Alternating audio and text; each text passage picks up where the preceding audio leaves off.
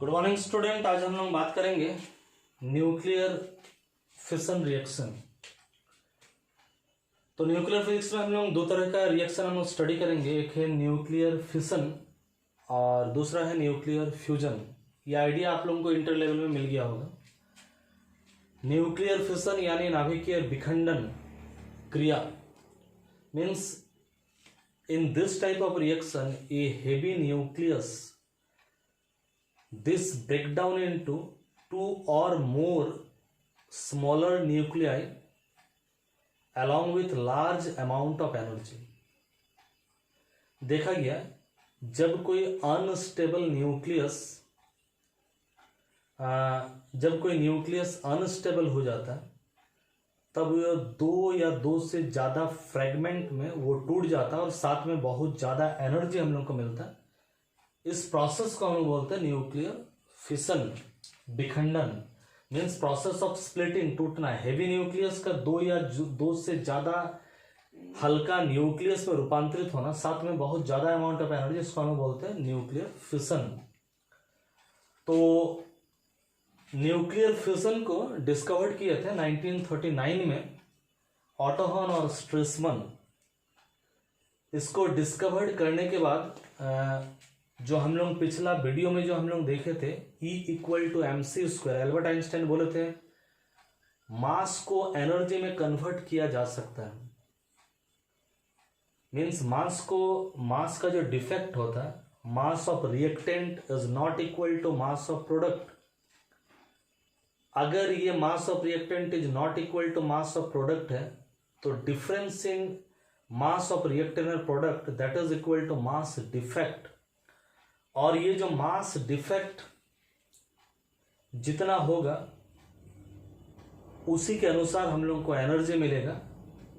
Formula है delta E = delta mc² या E = delta mc²। This delta m is called mass defect. पिछला video में हम लोग देखे थे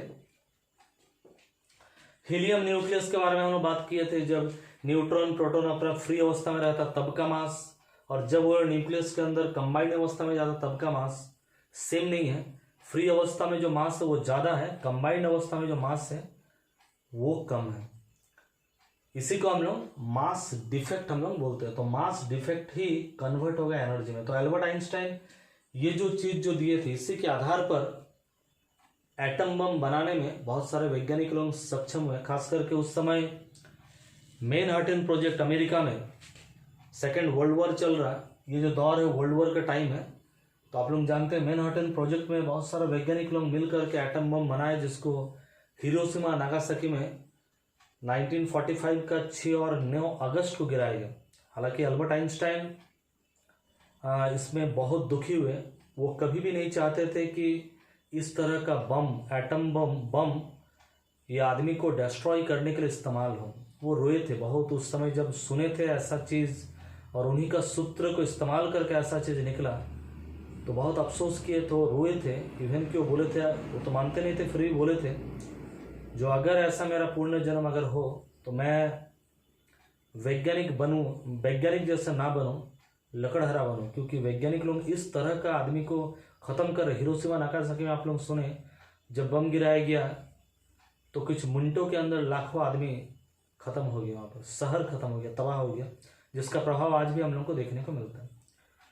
तो ये जो एटम के अंदर इतना ताकत है, इतना एनर्जी है, या न्यूक्लियस के अंदर इतना जो एनर्जी है जो पहले हम लोग जानते नहीं थे। अल्बर्ट आइंस्टाइन आने के बाद ही हम लोग को पता चला मास को कैसे एनर्जी में हम रूपांतरित करते हैं, इसके अंदर में कितना एनर्जी रहता है, न्यूक्लियस के अंदर में कितना एनर्जी रहता है। तो ये डिस्कवर्ड किए थे फिजन को ऑटो हॉर्न और स्ट्रेसमन 1939 में। एक रिएक्शन यहाँ पर हम दिखा रहे हैं, जब थर्मल न्यूट्रॉन यूरेनियम 235 जो कि अनस्टेबल होता है, इसके साथ जब थर्मल न्यूट्रॉन आकर के टकराता है तो एक कंपाउंड न्यूक्लियस हमारा बन जाता है जो कि अनस्टेबल होता है। ये भी अनस्टेबल, इससे ज़्यादा ये अनस्टेबल। अब ये जो कंपाउंड न्यूक्लियस जो बन जाता है ये तुरंत बेरियम में, क्रिप्टन में उसके साथ 3 न्यूट्रॉन और बहुत ज़्यादा मात्रा में एनर्जी रिलीज वो करता है। फिगर में यहाँ पर दिखाया गया जब न्यूट्रॉन आकर के यूरेनियम 235 के साथ टकराता है, एक अनस्टेबल कंपाउंड न्यूक्लियस का जन्म होता है और उसके बाद बेरियम, क्रिप्टन, 3 न्यूट्रॉन और साथ में energy gamma photon, gamma ray energy के फॉर्म में हम लोग को मिल जाता है। तो थ्योरी ऑफ न्यूक्लियर फ्यूजन में ज़्यादा बात नहीं, कुछ बात हम लोग करेंगे। इसको जब एमएससी लेवल में आप लोग जाइएगा तो उसमें एक थ्योरी आप लोग स्टडी कीजिएगा, बोर और व्हीलर का थ्योरी, और इसके बाद ये जो थ्योरी में ये लोग जो फॉर्मूला निकालेंगे ये भी हम लोग एमएससी लेवल में बात करेंगे। आज जस्ट हम लोग खाली कुछ आलोचना कर रहे हैं। बोर और व्हीलर जो कि लिक्विड ड्रॉप मॉडल इसके जनक थे। एमएससी लेवल में जब आप लोग जाओगे न्यूक्लियस का लिक्विड ड्रॉप मॉडल है, सेल मॉडल है, फिर आप लोग जाइएगा दोनों को मिल करके मॉडल बनाया गया। तो ये सब आज हम डिस्कस नहीं कर रहे। तो लिक्विड ड्रॉप मॉडल के आधार पर बोर और व्हीलर व्याख्या किया था न्यूक्लियस में जहां पर प्रोटॉन और न्यूट्रॉन रहते हैं, बोर और व्हीलर इसको कंपेयर करे थे लिक्विड का ड्रॉप, एक पानी का बूंद के साथ वो लोग तुलना किए। जैसे पानी का बूंद देखने से स्फेरिकल शेप में, तो न्यूक्लियस भी स्फेरिकल शेप में, लेकिन पानी का बूंद का स्फेरिकल शेप के पीछे सरफेस टेंशन है रिस्पॉन्सिबल। तो न्यूक्लियस के स्फेरिकल शेप के पीछे जो रिस्पॉन्सिबल वो है न्यूक्लियर फोर्स। लेकिन जैसे लिक्विड ड्रॉप में मॉलिक्यूल्स का एक मोशन, थर्मल मोशन होता है, एक एजिटेशन उसमें रहता है जिससे वो टूटना चाहता है, तो न्यूक्लियस के अंदर भी कूलम एक रिपल्सिव फोर्स काम करता है प्रोटोन का। तो न्यूक्लियर फोर्स उसको बांध के रखना चाहता है, कूलम का रिपल्सिव फोर्स को तोड़ना चाहता है। जैसे लिक्विड ड्रॉप में भी सरफेस टेंशन उसको बांध के रखना चाह रहा है और जो मॉलिकुलर जो मोशन है वो उसको अलग करना चाह रहा है। दोनों के बीच में बैलेंस के चलते ही लिक्विड का ड्रॉप भी स्फीयर है। यहाँ पर भी न्यूक्लियस में भी न्यूक्लियर फोर्स और रिपल्सिव कूलम फोर्स का बैलेंस के चलते न्यूक्लियस हमारा स्टेबल है। लेकिन जब न्यूट्रॉन यहाँ पर आकर के टकराता है, ये न्यूट्रॉन को कैप्चर कर देता है, तो न्यूट्रॉन के माध्यम से एक एनर्जी मिलता है जिसको हम बोलते हैं एक्साइटेशन एनर्जी। ये न्यूक्लियस को थोड़ा एक्साइट कर देता है और एक्साइट करने के बाद जब न्यूक्लियस एक्साइटेड हो जाता है तब कूलम रिपल्सिव फोर्स उसको ये एक्साइटेशन एनर्जी फेवर करता है और इसी के चलते ऑसिलेशन, न्यूक्लियस के अंदर ऑसिलेशन सेटअप होता है और ये जो स्फेरिकल शेप है ये डिफॉर्म होकर के यही स्फीयर डंबल शेप में रूपांतरित हो जाता है। इसी ढंग से एकदम स्टार्टिंग में इस ढंग से नहीं होता, स्टार्टिंग में हो सकता है इस फॉर्म में रहे, फिर धीरे धीरे ये आपका बढ़ता जाता है और बढ़ते बढ़ते ये डंबल शेप में आ जाता है और उसके बाद फिर ये टूट जाता है। टूट करके हम लोग को क्या मिलता है? बेरियम मिलता है, क्रिप्टन मिलता है, साथ में 3 न्यूट्रॉन और बहुत ज्यादा मात्रा में एनर्जी मिलता है। ये है बोर व्हीलर का थ्योरी। अभी तो जस्ट शॉर्ट में मैं खाली व्याख्या किया। इसको जब हम मैथमेटिकल स्टडी करेंगे एमएससी लेवल में और डिफरेंट फॉर्म ऑफ एनर्जी हम लोग स्टडी करेंगे तब आप लोगों को और थोड़ा सा क्लियर होगा। अब एनर्जी रिलीज्ड पर फिशन, एक फिशन मीन्स एक यूरेनियम का एटम जब टूटता है तो उससे कितना एनर्जी मिलता है ये आज हम लोग कैलकुलेट करेंगे।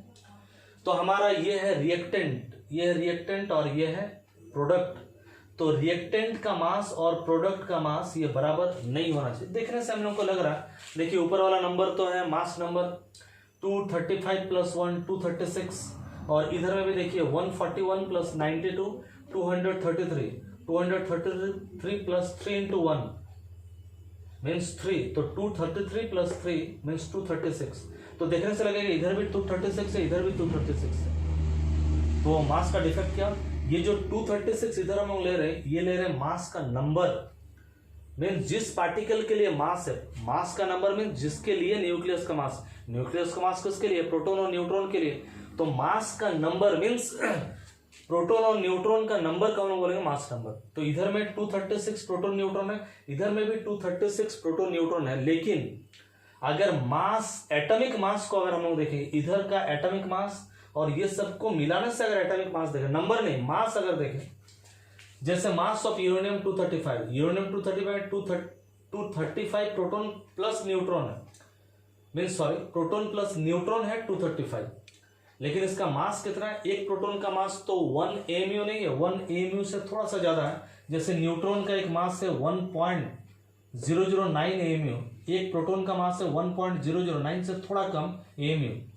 तो यूरेनियम 235 का जो मास है 235 पॉइंट कुछ है, न्यूट्रॉन का मास है 1 पॉइंट कुछ है। तो रिएक्टेंट में इस साइड में जो मास हम लोग देखेंगे एटॉमिक मास वो हो जा रहा है इतना AMU। अब RHS में देखेंगे बेरियम का मास नंबर है 141, लेकिन बेरियम का जो मास होगा वो होगा इतना। क्रिप्टन का जो मास होगा इतना। 3 ठो न्यूट्रॉन, एक न्यूट्रॉन का अगर इतना मास है 3 ठो न्यूट्रॉन इंटू 3 करेंगे तो इतना। तो ये जो रिएक्टेंट साइड है, सॉरी हाँ रिएक्टेंट है इधर प्रोडक्ट साइड में, अगर हम लोग देखेंगे टोटल मास इसको जोड़ने से इतना मिलेगा। तो रिएक्टेंट का टोटल मास और प्रोडक्ट का टोटल मास देखिए सेम नहीं है, मीन्स इधर में मास कुछ ज्यादा है, इधर में मास कुछ कम है। ये जो मास घटा, कितना मास घटा इतना, ये मास कहाँ गया? एल्बर्ट आइंस्टाइन के अनुसार यही मास ऊर्जा में रूपांतरित होता। तो कितना ऊर्जा?